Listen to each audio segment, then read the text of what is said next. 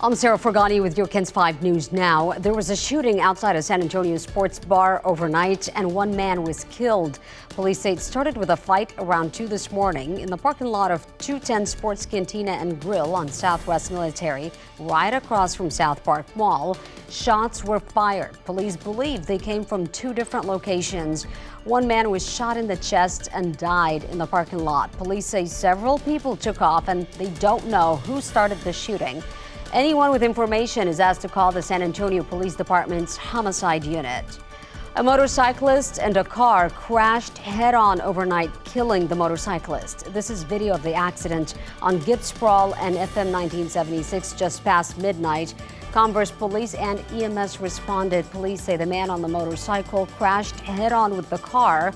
EMS tried helping the motorcyclist, but he died at the crash site. Police say the car's driver was not hurt and was not intoxicated. A devastated San Antonio family is speaking after their teenage girl was found dead, naked, and dumped near a ditch. The family identified her as Caitlin Hernandez. The medical examiner says the 17-year-old was strangled. Police found her just after the family reported her missing off Del Oak Drive near Kruger Middle School. Investigators say they detained and questioned the man she was last seen with. Her aunt told us Caitlin was a senior at Roosevelt High School and dreamed of being a veterinarian. I'm gonna graduate in March.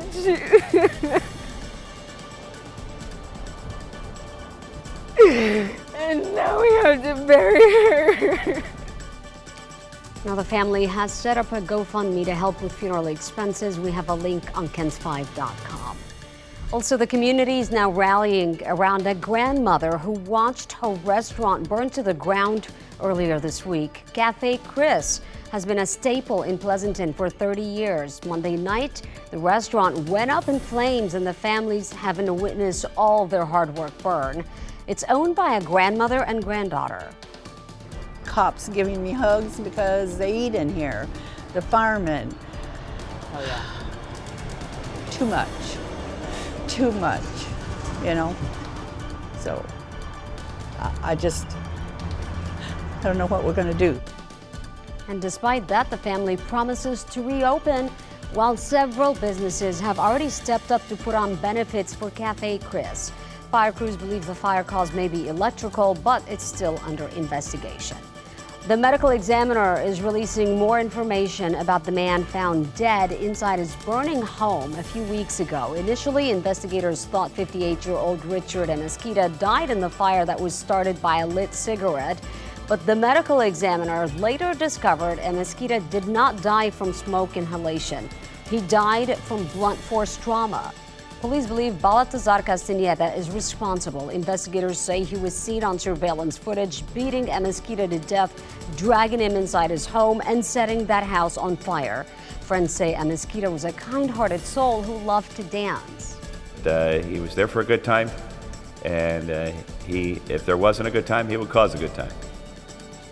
As for the suspect, Castañeda remains in the Bexar County Jail on several charges, with bonds now totaling $400,000.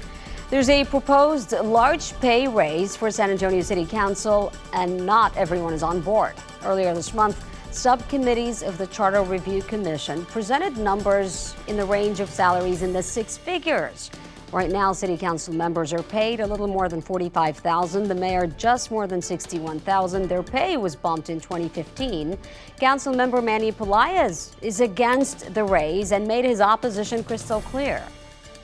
I think it's tone deaf and really insensitive to the realities faced by 250,000 people in San Antonio who live at or below the poverty line.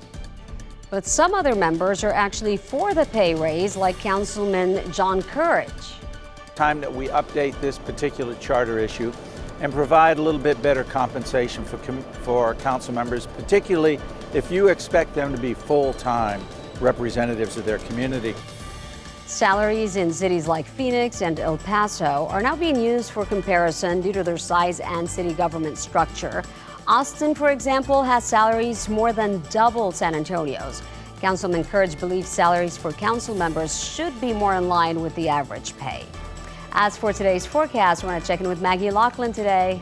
Hey, Sarah. Yeah, it's going to be cloudy and rainy today with a high of 81. Back to you. All right, Maggie, thank you. And that is KENS 5 News Now. I'm Sarah Fergani.